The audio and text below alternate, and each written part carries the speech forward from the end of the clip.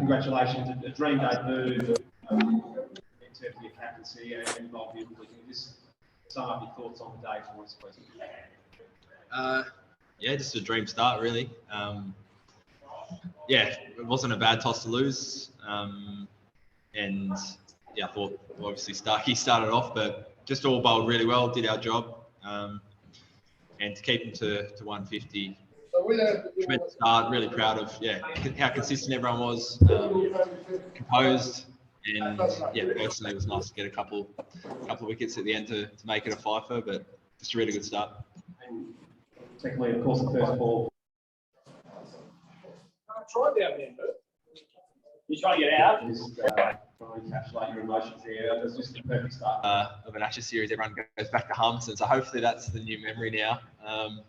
Just great, so happy for Starkey. That's why he opens the bowling. He's just got a real knack of picking up a wicket in the first couple of overs, and just pumped for him more than anything else. And then just excited, great way to start it off. Just you mentioned the toss there. I think you sort of indicated that you probably going to have that as well. It's a real 50-50. It's one of those ones that, and it's tradition, but if you bowl first and it doesn't work out, you get hounded. Whereas if you bat first and it doesn't come off, you kind of get left alone. So I was probably going to bat, but I think it's 50-50. I thought it wasn't going to have a huge bearing on the match. I still think, I felt like after lunch today, if we batted and got through that, it felt like it was a better wicket to bat on. So pretty standard Gabba day one. Were you also surprised to find out that there was no boarding in the team after Jimmy was pulled out yesterday? Yeah, a little bit. I thought either one of those two would play in every game, if not both of them.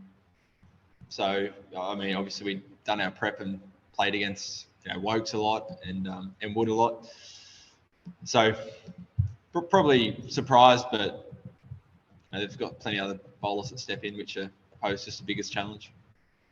If you could just put your captain's cap back on, how unique was it? You gave them short spells, and you had Michael Lisa coming in every over, and just posing a most middling batting lineup, with the exception of Joe Root, who missed out after getting a good one, and that can happen when you're coming in at the roller through me. I've never done that. Getting before. a good one, and that's what they exposed themselves to today by making a conservative decision.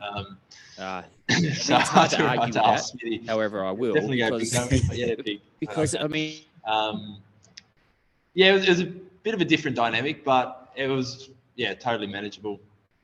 A lot of help from Steve and a few of the other guys. Threw a lot of my ideas my way, which was really helpful. And the bowlers are all old pros, so bit of a different dynamic. Just trying to wipe the sweat off my hands, had the towel running on every over as opposed to getting it at fine leg. But even I think after the first couple of hours, I found a bit more of a natural rhythm. I think it didn't look like the ball was doing too much on that. So was it just a question of a lens that you guys hit today? Yeah, it's not I don't think it's a raging green seamer. It's just a pretty standard day one Gabba wicket where if you put the ball in the right areas, there's going to be some balls that do enough. But you do have to be relentless. I think that's what we did really well. Someone like Joshy Hazelwood, that's what makes him one of the best bowlers in the world. And it's also a ground that if you're not relentless, you can get away. The batters can get away from you. But really proud of how everyone stuck at it. There's a little bit there, wasn't heaps big swing or seam, but just enough if you bowl in the right areas. 11 bowling changes in 41 overs. Was always your plan to do something like that to back to bowlers, give first? No, not entirely.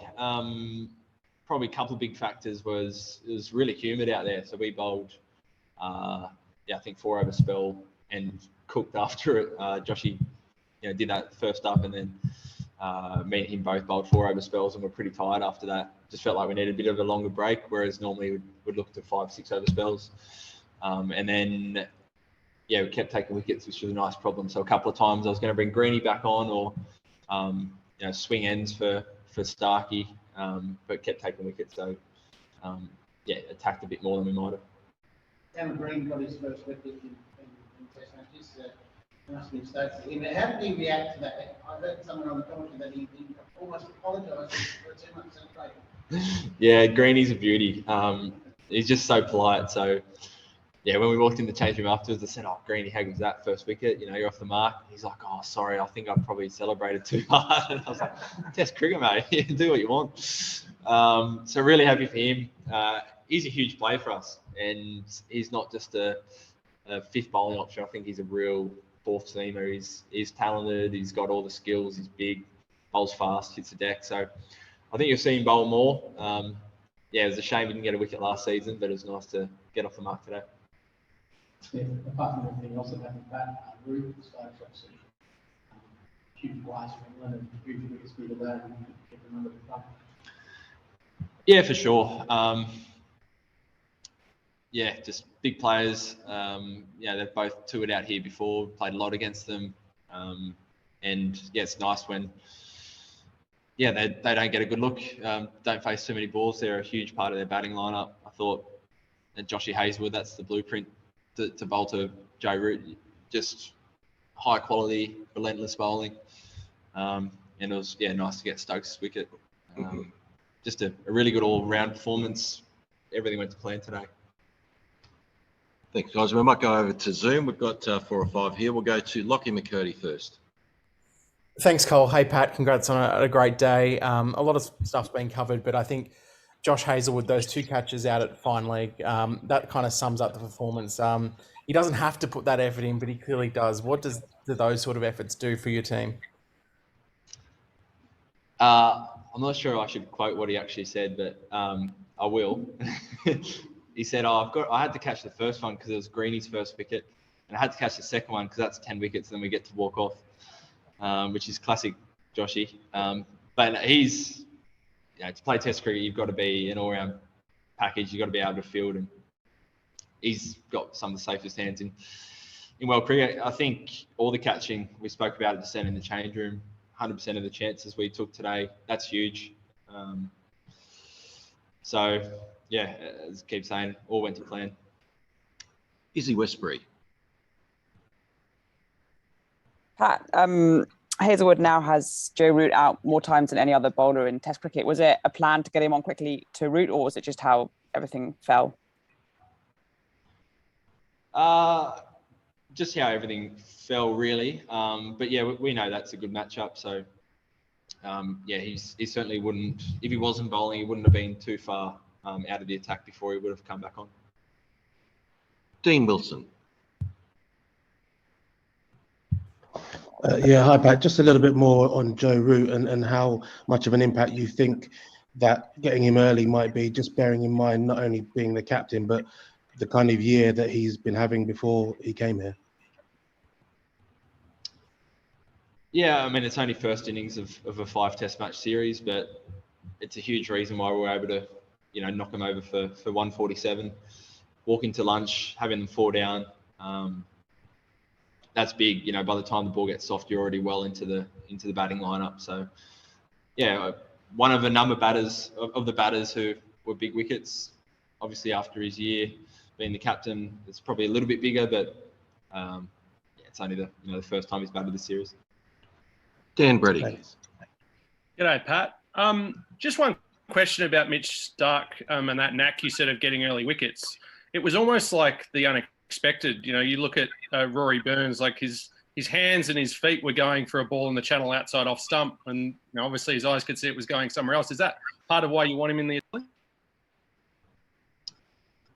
Yeah, I think a left armour, and I think the data shows this, they're a little bit harder to pick up, where we've all grown up facing right-handers most of the time. So it brings that element. He swings the ball.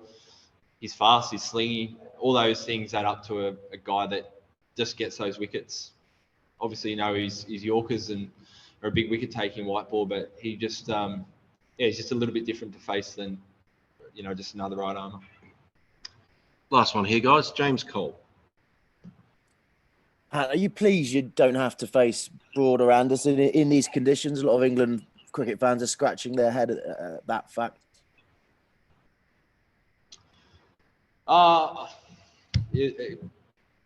I haven't really thought about it, to be honest. As I said, I thought, you know, maybe one of them might miss out. Surprised there's two.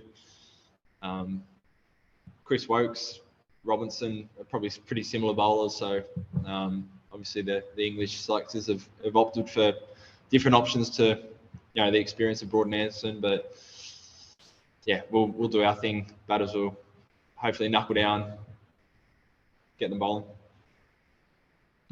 Awesome. Thanks, guys. That's the last of the questions. Thanks very much. Thank you. Thanks, Pat.